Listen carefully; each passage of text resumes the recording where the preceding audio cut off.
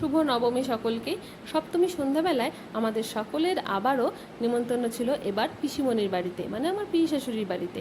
ওই গেট টুগেদারই বলতে পারো। তাই আমি নিজে রেডি হয়ে নিয়েছি, মেয়েকে রেডি করে বেরিয়ে পড়েছি। বাইরে বেরোলেই না এখন মনটা ভালো হয়ে যায়। সমস্ত রাস্তাগুলো এত সুন্দর আলো দিয়ে সাজানো, মাইকে মাইকে গান বাজছে, প্যান্ডেলে প্যান্ডেলে ঢাকের বাদ্যি বাজছে, সব মিলিয়ে যেন পুজোর এক অপূর্ব পরিবেশ। পৌঁছে গেছি পিসিমণির বাড়িতে। পিসিমণি জানো তো খুব সুন্দর গোছানো একজন মানুষ, সবসময় বাড়িটাকে পরিষ্কার পরিচ্ছন্ন টিপটপ করে রাখে।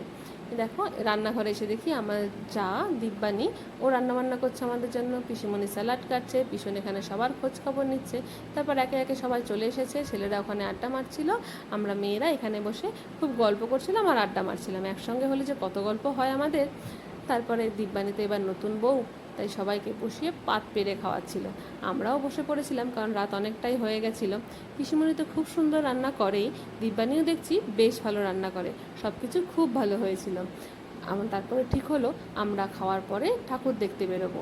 কথা মতন কাজ, বেরিয়ে গেছিলাম আমরা ঠাকুর দেখার জন্য। রাত অনেকটা হয়ে গেছিলো, কিন্তু একসঙ্গে সবাই বেরিয়েছিলাম তো খুব মজা হচ্ছিল। এদিকে দেখো আমার ছোটো দেওর পাগলের মতন শুধু পিঠে হাওয়া খেয়ে যাচ্ছে, ও বলছে আমার পিঠেই গরম লাগছে। তারপরে সবাই মিলে ঘুরে ঘুরে ঠাকুর দেখে আমরা একটু আগেই বাড়িতে ব্যাক করে গেছিলাম, কারণ মেয়েকে রেখে এসেছিলাম তাই জন্যে। কিন্তু ওরা অনেকটা ঘুরে অনেক রাত পর্যন্ত ঠাকুর দেখেছিল। আমার ভিডিওগুলো কেমন লাগে অবশ্যই